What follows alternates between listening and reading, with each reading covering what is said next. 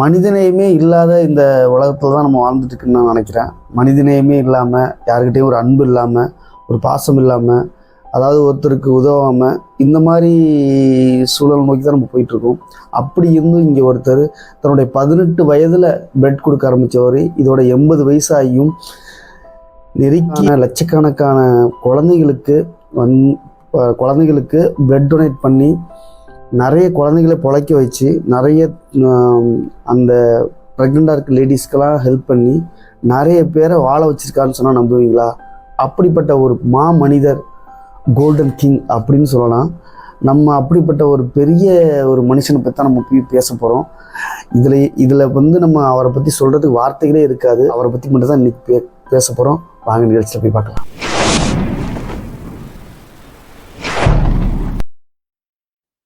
வணக்கம் உறவுகளே, எல்லாரும் எப்படி இருக்கீங்க? நான் உங்கள் பிளாக்மேன் ஜான் பேசுகிறேன். இன்றைக்கி ஒரு முக்கியமான ஆளை பற்றி தான் நம்ம பேச போகிறோம்னு சொல்லியிருந்தோம்ல, அதுதாங்க உண்மையிலே அவர் ஒரு கிரேட் மேன். அப்படி ஆஸ்திரேலியாவில் பிறந்த ஜேம்ஸ் கிறிஸ்டோபர் அப்படிங்கிறவர் தான். அவரோட ஃபுல் நேம் பார்த்தீங்கன்னாக்கா ஜேம்ஸ் கிறிஸ்டோபர் ஹாரிசன் அப்படிங்கிறது தான் அவரோட ஃபுல் நேமு. அவர் ஒரு கிறிஸ்டின். அவரோட 18வது வயதிலேயே தன்னுடைய பிளட்டை டொனேட் பண்ண ஆரம்பிச்சிருக்காரு. அது ஏன் இவ்வளோ 18ஆயிரம் வயசில் டொனேட் பண்ண ஆரம்பிச்சிருக்காரு?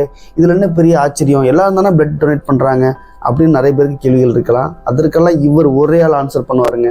அதுதாங்க முக்கியமானது. இவரோட பிளட்டில் அப்படி என்ன ஒரு அற்புதம் அப்படின்னாக்கா, அற்புதம் தாங்க. ரொம்ப ரேராக கிடைக்கக்கூடிய ஆன்டி டி அப்படிங்கிற ஒரு வகையான பிளட் குரூப் தான் இவரோட பிளட்டில் இருக்குது.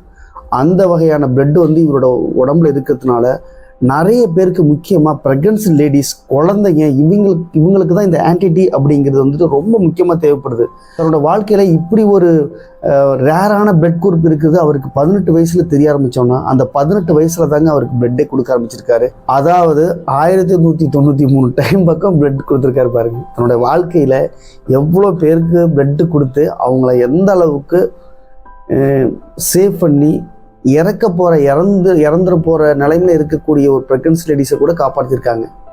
அது என்ன ஆன்டிடி அப்படிங்கிறது உங்களுக்கு ஒரு கேள்வி இருக்கலாம். ஆன்டிடிங்கிறது அந்த ப்ரெக்னென்ட் டைமில் கேர்ள்ஸ்க்கு தேவைப்படுற ஒரு வகையான எதிர்ப்பு சக்தி தான். அது அதே மாதிரி குழந்தைங்களுக்கு தேவைப்படுற ஒரு ஆன்டிடிங்கிறது குழந்தைங்களுக்கு ரொம்ப தேவைப்படுற ஒரு பிளட் குரூப்.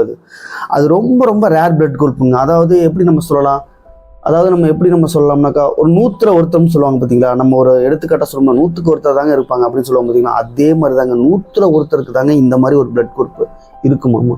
இவருடைய தன்னுடைய பிளட் குரூப்பை ரிஜிஸ்டர் பண்ணி வச்சு யாருக்கு எப்போ உதவினாலும், அதாவது நம்ம ஏதோ ஒரு டைமில் நம்ம பிளட் கொடுக்காம சில டைம் ஒரே டைமில் இருக்க முடியாதுல்ல. ஆனால் எப்போவுமே எத்தனை மணியாக இருந்தாலும் அத்தனை மணிக்கு பிளட் டொனேட் பண்ணக்கூடியதாக இருந்திருக்காரு. இவர் ரொம்ப ரேர் பிளட் குரூப்பாக இருக்கிறதுனால, எப்போவுமே இவரோட பிளட்டு தேவைப்படுறதுனால இவர் சில விஷயங்கள்லேருந்து நிறைய விலகி இருந்திருக்காரு. அதுக்கு பண்ணுற உதவி கரெக்டாகவும் அது சுத்தமான முறையிலும் இருக்கணும் அப்படின்னு தான் நம்ம நினைப்போம். ஒரு குழந்தை உருவாகுது, அந்த குழந்தைங்களுக்கு தேவையான என்ன விதமான ஒரு எனர்ஜி இருக்கணும், அந்த குழந்தைங்களுக்கு எந்த பிளட்டில் எவ்வளோ விதமான அந்த சக்தி இருக்கணும் அப்படிங்கிறது ஒவ்வொரு டாக்டருக்கு அவங்களுக்குமே தெரியும்.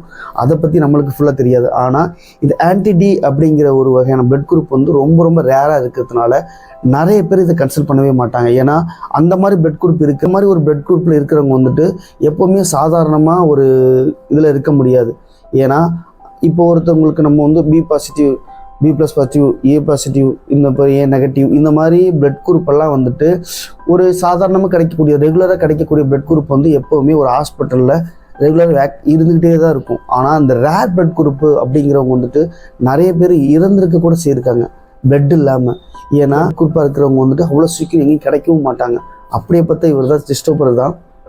அப்படி ஒரு புனிதமான ஆள் தான் ஜேம்ஸ் கிறிஸ்டோபர். ஆனால் இவர் ஆஸ்திரேலியாவில் பிறந்து இது வரைக்குமே நிறைய தாய்மார்களை காப்பாற்றிருக்காங்க அப்படின்னு தான் சொல்கிறாங்க. அதுவும் இல்லாமல் ப்ரெக்னெண்ட்டாக இருக்க டைமில் எவ்வளோ அவங்களுக்கு தேவையான பிளட்டு என்ன தேவையோ அது பிளட் ஹாஸ்பிட்டல்லேருந்து உடனே ஃபோன் பண்ணாலும் அதை போய் உடனே டொனேட் பண்ணி நிறைய பேருக்கு உதவி இருக்கிறதாகவும் இது சொல்கிறாங்க.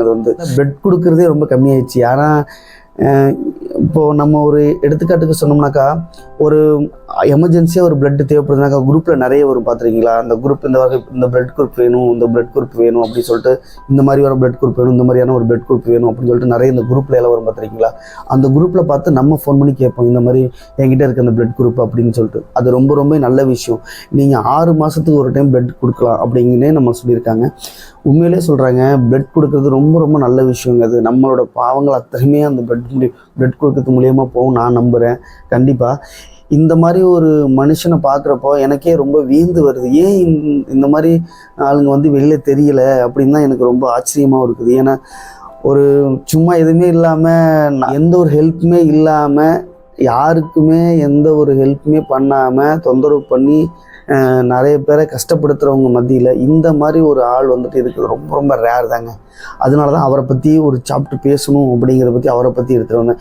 இதுவும் இல்லாமல் அவரோட வாழ்க்கையிலே வந்துட்டு டொனேட்காகவே டொனேட்டர் அப்படிங்கிற ஒரு பேரே அவருக்கு கொடுத்து பட்டமாக வச்சுருக்காங்க. அவர் வந்து மொத்தமாக அவர் வந்து மக்களால் பேர் வைக்கப்பட்டதுன்னா அவருக்கு ஒரு பேர் வச்சுருக்காங்க பாருங்க, மேன் வித் த கோல்டன் ஆம் அப்படின்னு ஒரு பேர் வச்சுருக்காங்க. ஏன்னா அவர் வந்து ஒரு தங்க அதான் எதுக்குமே ஒரு ஈக்குவாலிட்டி இல்லாத ஒரு மனுஷனாக அவங்க வந்து நம்ம மதிக்கப்படணும்.